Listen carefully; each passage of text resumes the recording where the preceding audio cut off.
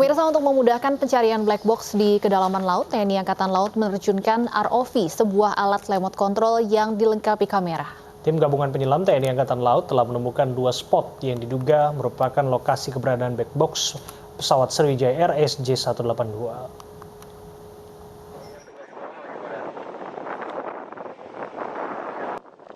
Selain menerjunkan tim regu penyelam, TNI Angkatan Laut juga menurunkan sebuah alat untuk mencari black box di dasar laut. Alat canggih bernama Remotely Operated Underwater Vehicle akan diturunkan di titik koordinat untuk mencari keberadaan black box pesawat Sriwijaya Air SJ182.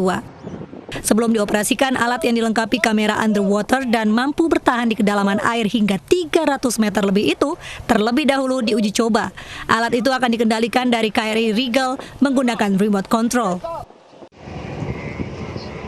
Hari ketiga pencarian bangkai pesawat Sriwijaya Air SJ182, tim gabungan Basarnas TNI menerjunkan 11 KRI dan puluhan perahu kecil.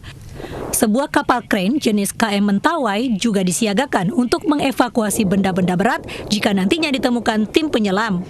TNI Angkatan Laut menemukan 2 spot yang diduga keberadaan black box pesawat.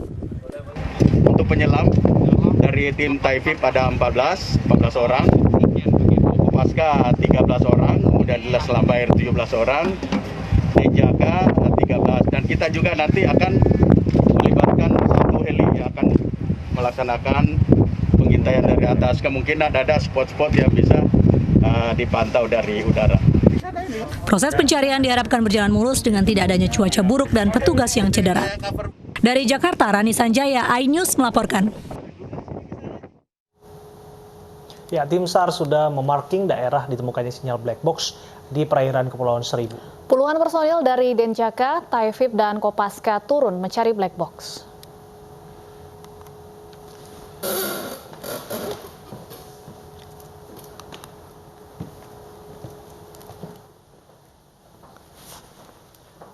KRI Rigel kemarin menemukan sinyal dari black box di perairan Kepulauan Seribu. KRI Rigel mendapatkan sinyal sekitar 100 hingga 200 meter dari dipancarkannya sinyal. Diperkirakan black box berada di kedalaman 17 sampai 23 meter di dalam perairan Kepulauan Seribu. Proses pencarian hingga kini masih berlangsung.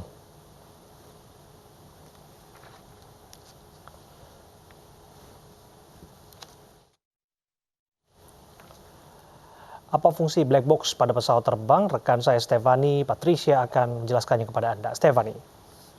Ya, terima kasih Abraham. Pemirsa, hingga sore hari ini tentunya upaya pencarian black box masih terus dilakukan. Dan black box sendiri adalah peralatan yang sangat penting, sama seperti hard disk atau kartu memori pada komputer ataupun pada kamera. Black box ini mencatat semua data penerbangan termasuk percakapan di kokpit. Black box ini tentunya memiliki sejumlah spesifikasi, diantaranya harus tahan benturan dinding beton hingga kecepatan 750 km per jam, beban statis 2,25 ton. Alat penting ini juga harus bisa tahan dalam suhu 1100 derajat Celcius dan tekanan air hingga kedalaman 6.000 meter. Adapun black box terdiri dari 3 bagian. Bagian pertama yang berbentuk kotak adalah power supply, atau daya kepada beacon yang berbentuk silinder. Nah, beacon inilah yang akan memberikan bunyi. Jika terlempar, beacon akan munculkan bunyi setiap 1 detik selama 30 hari. Bahkan black box saat ini bisa memancarkan bunyi hingga 90 hari. Demikian pemirsa, kami kembalikan ke rekan saya Abraham Silaban. Ya, terima kasih Stefani. Pemirsa, petugas hingga sore ini masih terus mencari keberadaan black box yang mulai menemukan titik terang. ROV diturunkan di kedalaman 17 meter untuk mempermudah proses pencarian. KRI ROV di perairan Kepulauan Seribu yang diduga menjadi lokasi keberadaan black box. ROV milik KRI Rigel disertai dengan kamera yang mampu membeberkan visual 3 dimensi kondisi bawah laut. Data ini akan dibawa ke KRI Rigel untuk dipelajari serta diidentifikasi. Rencana TNI Angkatan Laut akan melibatkan KRI Teluk Cirebon dan KRI Mentawai yang memiliki crane dan dengan kapasitas 5 ton untuk membantu pengangkutan potongan pesawat yang besar.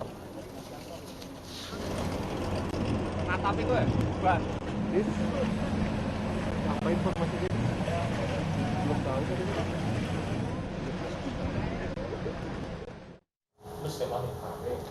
Apa dan bagaimana kendala yang dihadapi seorang pilot ketika menerbangkan pesawat? Kami akan berbincang dengan pilot Kapten Vincent Raditya. Selamat sore, Kapten Vincent. Selamat sore. Ya. Kapten Vincent, langsung saja soal pencarian black box. Radius pencarian sudah dipersempit, lokasinya sudah terdeteksi, namun kendalanya tertimbun puing-puing pesawat yang besar begitu. Kira-kira komponen pesawat apa yang menimbun black box ini? Bisa Anda jelaskan? Ini sepertinya resepsinya kurang begitu bagus ya. Jadi pertanyaannya kurang begitu jelas. Bisa di-refresh mungkin dengan Stephanie. Iya, Kapten Vincent, lokasi atau radius pencarian black box saat ini sudah dipersempit, namun info yang kami terima masih terkendala dengan tertimbun puing-puing pesawat. Kira-kira kemudian apa yang menyebabkan penemuan black box ini cukup sulit? Puing-puing pesawat apa yang menimbun black box ini? Gimana yang bisa kita sampaikan ya? Kalau berdasarkan yang kita lihat dari flight radar itu, memang pesawat itu menghantam ke air itu dengan kecepatan sangat tinggi. Jadi kemungkinan puing-puing ini pada bertumpukan semua. Jadi itu yang kita khawatirkan ketika kita harus merecover, mengambil black box itu sendiri, itu diperlukan effort yang cukup besar karena biasanya itu menempel di bagian belakang pesawat, di buntutnya. Ketika mereka pecah ini mesti disingkirkan dulu, mesti dicari, saya nggak tahu ya, mungkin tingkat kesulitannya statusnya seperti apa. Tapi yang jelas kalau misalnya dengan benturan yang sangat keras, memang pasti sedikit kayak mencari benda di dalam tumpukan-tumpukan besi. Baik, Kapten Vincent, kalau bicara kemudian mengenai kronologi yang sudah beredar, yang sudah disampaikan juga oleh pihak Sriwijaya maupun pihak otoritas terkait, kemudian sempat dijelaskan bahwa memang jatuhnya pesawat ini dalam waktu yang cukup singkat setelah lepas landas dari Bandara Soekarno-Hatta. Kalau Anda melihatnya seperti apa?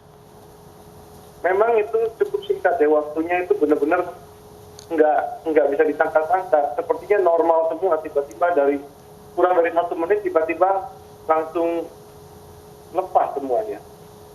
Langsung tiba-tiba sudah tidak ada komunikasi lagi. Nah ini suatu hal yang pilot pun nggak expect. 1 menit tiba-tiba swing kurang lebih 60-70 derajat, lalu dia langsung belok ke kanan dan kelihatannya menungkit tajam ke dalam. Kelihatannya, saya nggak tahu ya. Ini berdasarkan data yang saya lihat, tapi ini menjadi satu shock lah buat semua orang yang melihat. Ya, Anda punya analisis teori menarik soal pesawat tersebut diduga stall. Bagaimana Anda menjelaskan teori ini? Oke, kalau dibilang stall ini adalah gimana kondisi pesawat itu kekurangan daya angkat. Pesawat itu untuk bisa terbang harus memiliki daya angkat yang cukup. Tanpa ada daya angkat, pesawat itu tidak akan bisa terbang. Nah, untuk itu pilot harus menerbangkan pesawat di dalam koridor kecepatan yang sudah ada ditentukan. Jadi ada limitasinya. Berapa batas bawah dan berapa batas atas. Semua pilot terbangkan pesawat itu harus mengacu ke limitasi. Kita nggak boleh keluar dari limitasi, kita nggak boleh kurang dari limitasi ataupun lebih. So, itu sudah dijaga baik-baik. Nah, cuman dari indikasi yang dilihat dari data tersebut, itu diindikasikan kecepatan itu di bawah kecepatan yang seharusnya. Dan itu kemungkinan besar indikasinya adalah stall. Oke. Setidaknya ada 3 faktor besar yang menjadi perbincangan oleh sejumlah kalangan saat ini, Kapten Vincent. Faktor cuaca, usia pesawat, dan dugaan human error. Apa analisis Anda mengenai ketiga faktor ini? Oke, untuk usia pesawat saya sudah jelaskan bahwa saya nggak setuju kalau usia pesawat itu dihubung-hubungkan terhadap kesehatan pesawat. Ini 2 hal yang berbeda.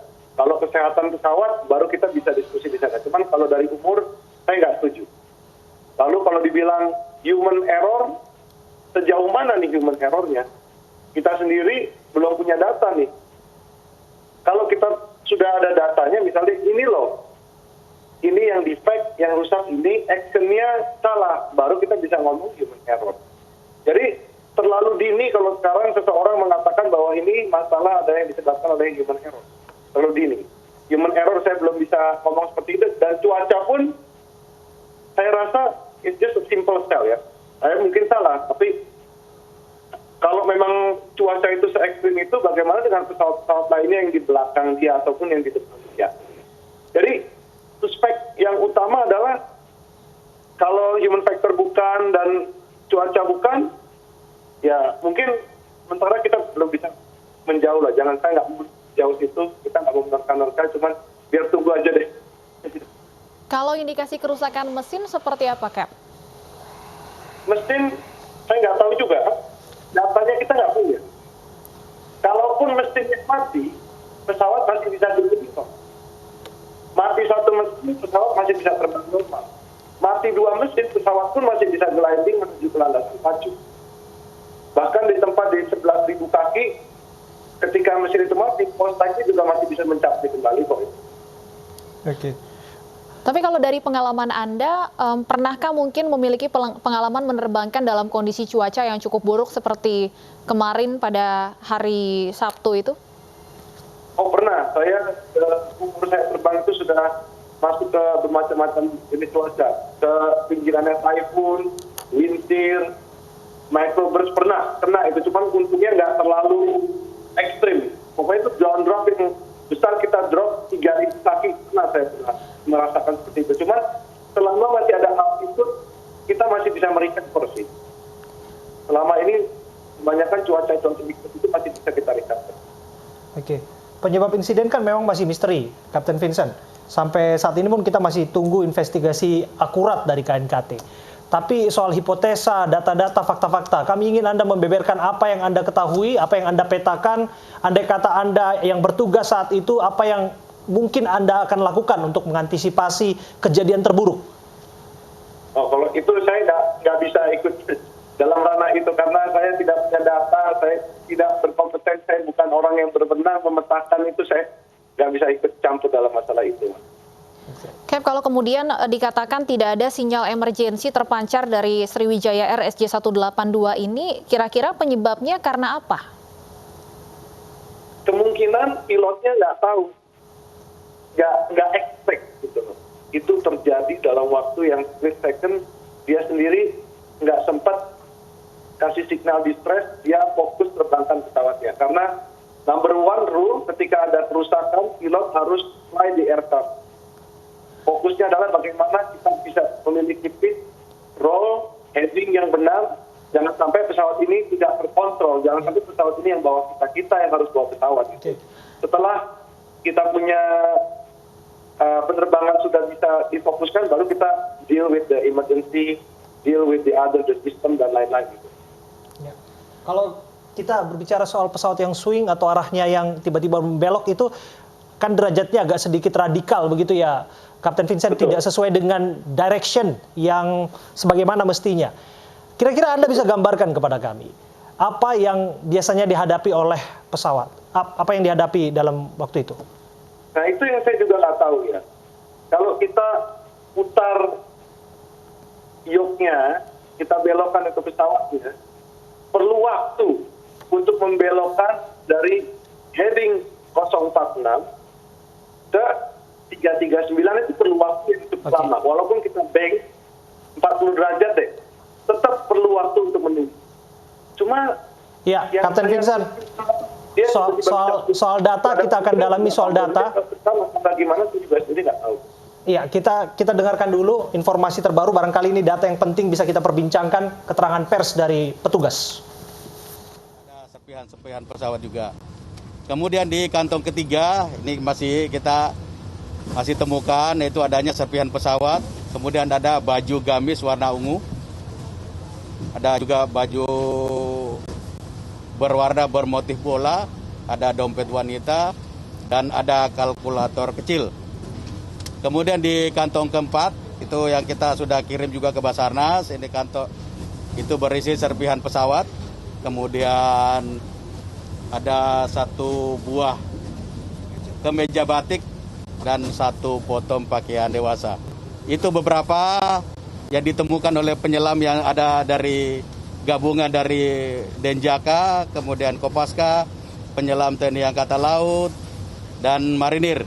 Itu berkolaborasi melaksanakan, nah itulah yang ditemukan pada hari ini. Nah, seperti lihat di depan kita, penyelam terakhir yang naik tadi sempat membawa serpihan pesawat yang ditemukan. Ini penyelam terakhir. Sengaja jam 17.00 saya sudah untuk penyelaman sementara saya hentikan. Nah, akan dilanjut besok pagi jam 7. Besok pagi penyelam sudah masuk ke air lagi. Ya, saya pastikan jam 7 besok untuk melaksanakan pencarian titik-titik yang diduga black box yang ada di sana. Pak, yang tadi ada temuan mesin ya, bagian mesin yang besar sempat jatuh, itu apa Pak? Ya, memang kita tadi, jadi menurut dari KNKT, kita tadi sempat mengangkat ada suatu benda yang berat dari KNKT, itu merupakan bagian dari turbin. Bagian dari turbin mungkin sempat jatuh, besok kita akan selami lagi, akan ambil. Terus malam hari ini operasi apa Pak? Operasi kegiatan akan dilanjutkan oleh KRI itu. Oke, selesai malam hari ini jam 19 saya akan melaksanakan evaluasi seluruh kegiatan yang saya laksanakan pada hari ini, dan kita besok akan lebih mengerucut lagi. Kalau kita area pencarian tadi pagi kita laksanakan di 100 segitiga 140 meter kali 100 kali 80. Nah, disitulah kita mendapatkan puing yang 4 kantong tadi untuk membersihkan supaya memudahkan untuk mencari yang diduga black box tadi. Nah, apabila hasil evaluasi kita ternyata masih perlu, kita besok akan perkecil lagi. Ya, yang saya bilang tadi yang 140 kali 100 kali 80 kita akan perkecil lagi untuk lebih mengerucut ke titik yang yang diduga di situ. Karena sinyalnya masih kita sampai saat ini kita masih tangkap di KRI Rigel ini. Kendalanya apa sih Pak? Apakah memang karena ketutup puing-puing pesawat yang besar atau seperti apa sih Pak? Kondisi di bawah itu? Menurut informasi dari penyelam yang kita dapat itu masih banyak rintangan-rintangan yang menuju ke sana. Kemungkinan besar tertutup puing-puing yang, nah itu baru dugaan sementara. Masih karena sinyalnya ada di situ. Tetap sinyal, kita masih tetap monitor ada suatu sinyal.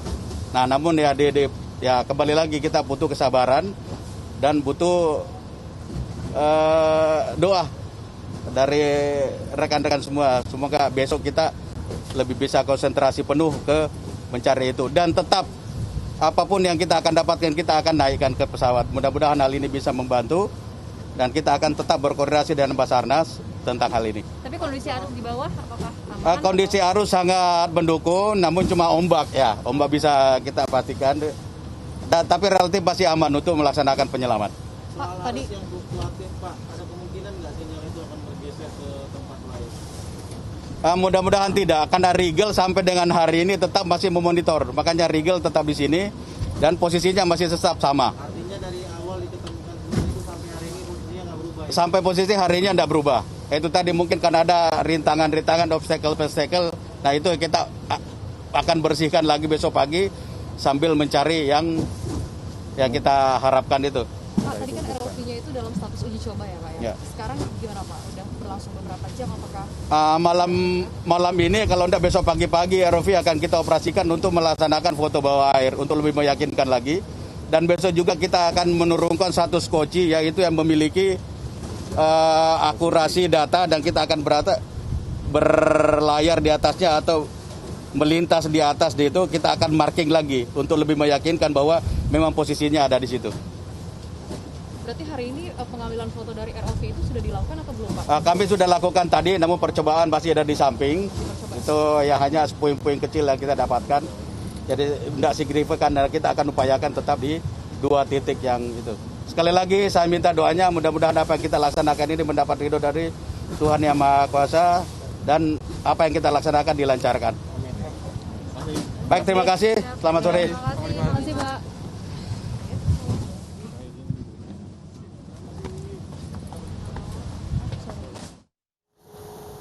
Ya, itulah keterangan yang disampaikan oleh petugas yang sedang terus mencari serpihan korban misi kemanusiaan tragedi jatuhnya pesawat Sriwijaya Air SJ182. Saya kembali ke Kapten Vincent.